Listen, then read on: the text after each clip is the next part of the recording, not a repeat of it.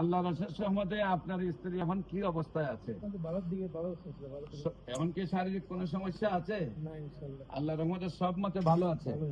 আসসালামু আলাইকুম ওয়া রাহমাতুল্লাহি ওয়া বারাকাতুহু। সম্মানিত দেশবাসী, আমি cancer specialist doctor SM. Sarwar. আমরা কিছুদিন আগে প্রায় 4 মাস আগে একটা ক্যান্সার রোগীর কি নিয়েছিলাম, চিকিৎসা শুরু করেছিলাম। সেখানে আজকে 4 মাস পরে আমরা চিকিৎসার পর আবার রিপোর্ট করেছি। সেই রিপোর্টগুলো আপনাদের সামনে তুলে ধরছি। বিশেষ করে আমরা এখানে বর্তমানে লিভারের যে অবস্থাটা থাকলে প্রায় 14 পয়েন্টের উঠতে গেলে আমরা লিভার ফাংশনটারে প্রাথমিকভাবে ক্যান্সারে বা আলসারে ক্ষতিগ্রস্ত মনে করি। সেখানে রিপোর্ট করার পর টোটালি আল্লাহ রহমতে এত ভালো আসছে যে 4.3। এখন আপনাদের সামনে আমি রিপোর্টটা আপনাদের তুলে ধরছি।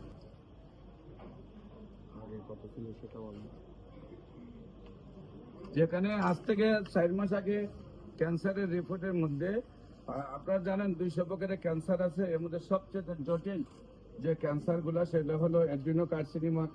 সেই ক্যান্সার গুলোর মধ্যে থেকে আমরা সেই রিপোর্ট গুলা আপনাদের সামনে তুলে ধরছি। আগে কি পজিশনে ওনার অবস্থানটা ছিল, যেখানে 4 স্টেজ ওভার ছিল, কার্সিনোমা ছিল।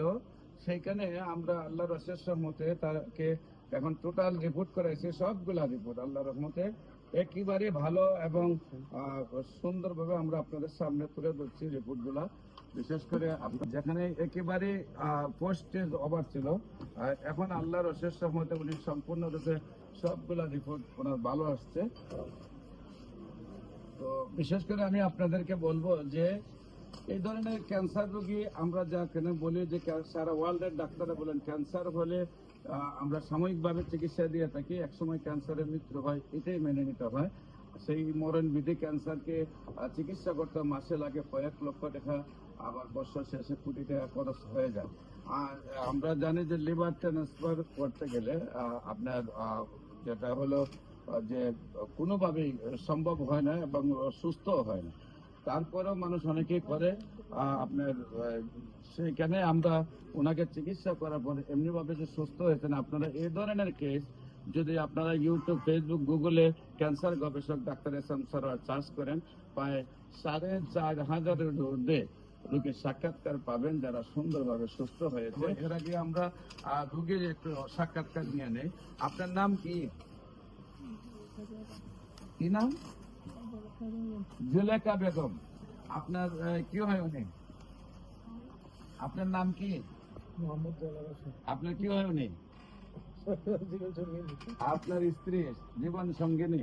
তো আল্লাহ রসের সহমতে আপনার স্ত্রী এখন কি অবস্থায় আছে? এখন কি শারীরিক কোনো সমস্যা আছে? আল্লাহ রহমতে সব মতে ভালো আছে। আমার নিয়ম হলো কোর্স 1 বছর শেষ করতে হবে, সেই জন্য ওষুধ নেওয়ার আশা নাকি। এখন শারীরিক কোনো প্রবলেম নাই। রিপোর্ট গুলা যে আপনি দেখাইছেন, রিপোর্ট গুলা তো আপনি আগে যে ডাক্তারকে দেখাইছিলেন সেই রিপোর্ট গুলা করার পরে ডাক্তার বলছিল কি ক্যান্সার হয়ে গেছে। এখন আল্লাহ রসের থেরাপিও দিচ্ছেন, কেমোথেরাপি, রেডিওথেরাপি দিয়ে কি শারীরিক সুস্থতা আসছিল? শারীরিক সুস্থতা আসছিল না। না আসার পরে আপনারা আমার কাছে আসছেন। আপনারা কোথায় কোথায় চিকিৎসা করেছিলেন? আমরা ঢাকাই করেছি। কোন জায়গায়? ঢাকা রেগুলারে করাইছি, কিন্তু ডেল্টা তো নিছেন, কিন্তু সুস্থতা আসে না। আপনার দেশে ফিরুন, টিকতে পারতেছে মানে থেরাপি মানতে পারতেছে না, চিকিৎসা সুস্থ হচ্ছে না, মানে বাড়ি চলে যাবেন। আচ্ছা, অ্যালোপ্যাথিকে এই পর্যন্ত আপনি কত টাকা খরচ করতেন? হিসাব রাখছি বাজান আমরা। একটা আইডিয়া কতদিনে কোর্স করছেন? 2 বছরের মতো। না, এটা 4 লাখ টাকা খরচ হয়েছে। 4 লাখ টাকা খরচ হয়েছে। এখন আপনার বর্তমানে কি শারীরিক অবস্থা ভালো, সম্পূর্ণ ভালো? আর বিশেষ করে আমাদের নিজামী ভাই যে কেসটা দেখলেন আজকে, ওনাকে দুইটা কথা বলার জন্য ধন্যবাদ। ক্যান্সার বিশেষজ্ঞ ডাক্তার এস.এম. সরওয়ার, উনি যে রোগী ভালো হয় তার প্রমাণ হচ্ছে ওনার শত শত রোগী অবক্ষামান থাকে। যদি রোগী ভালো না হতো তাহলে কিন্তু মানুষ আসতো না, একজন বদনাম করতো আরেকজন।